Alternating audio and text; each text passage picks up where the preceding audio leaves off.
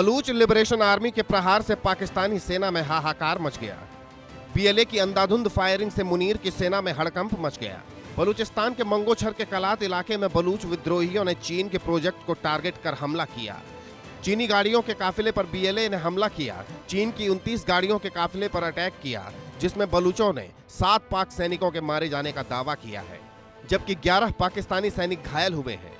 दरअसल खनन में लगी थी चीन की कंपनियों की गाड़ियां और चीनी वाहन पाकिस्तानी सुरक्षा के बीच गुजर रहे थे। इसी दौरान बलूच लिबरेशन आर्मी ने आईईडी का इस्तेमाल कर वाहनों को उड़ा दिया।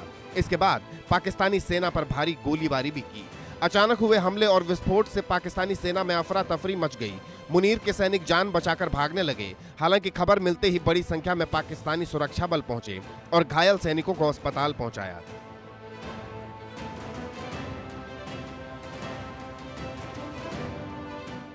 बलूच लिबरेशन आर्मी ने पाकिस्तानी सेना पर फिर हमले की धमकी दी है।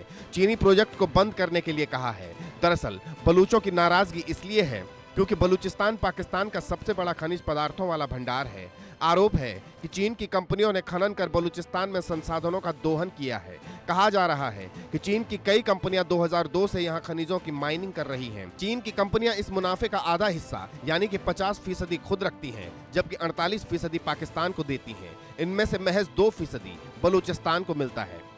यही वजह है बलूच चीनी प्रोजेक्ट को टारगेट कर हमला कर रहे हैं, पाकिस्तानी सेना को निशाना बना रहे हैं और अब यह हमला और तेज होने की आशंका है।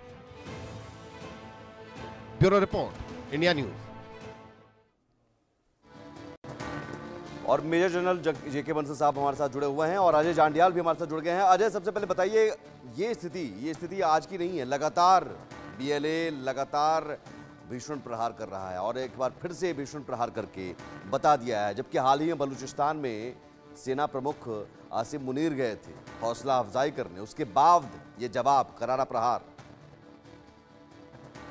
देखिए, आसिम मुनीर बेशक गए थे, मगर आप देखें जिस तरीके से लगातार सिलसिला हमलों का हुआ है, चाहे वो टीटीपी की बात करें, चाहे वो अगर बात की जाए बलूचिस्तान में बीएलए की, तो उनकी तरफ से साफ संदेश दिया गया था कि वो किसी भी सूरत में जो है वो इस इलाके को, अपने इलाके में हस्तक्षेप जो है पाकिस्तान का नहीं चाहेंगे, चीन का नहीं चाहेंगे।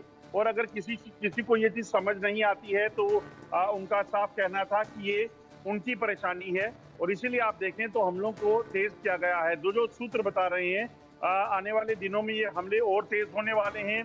इतना ही नहीं बल्कि पाकिस्तान में जो क्रिकेट मैच हो रहे हैं उस पर भी संकट मंडरा रहा है।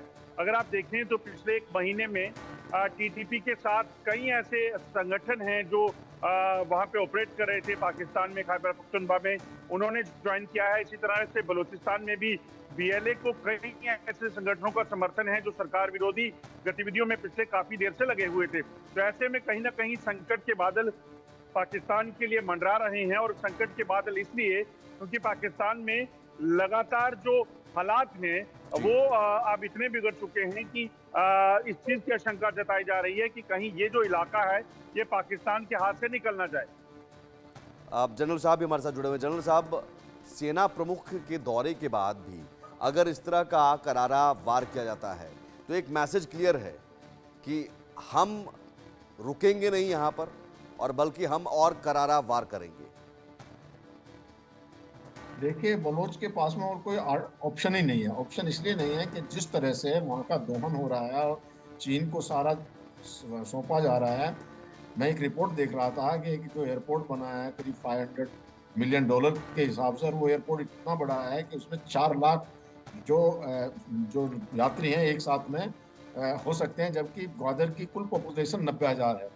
अब वहाँ के जो एयरपोर्ट है उसके आसपास किसी को फटकने नहीं जाया जाता। इतनी जगह वहाँ पे जो है उनकी अब वहाँ क्योंकि यात्री नहीं जाते, तो उन्होंने क्या किया है, अभी चीन ने वहाँ के जो बूचर हाउस बना दिया गधों के लिए, और वो गधे काट करके उसकी खाल, उसकी मीट, उसका हड्डी ले जाते हैं।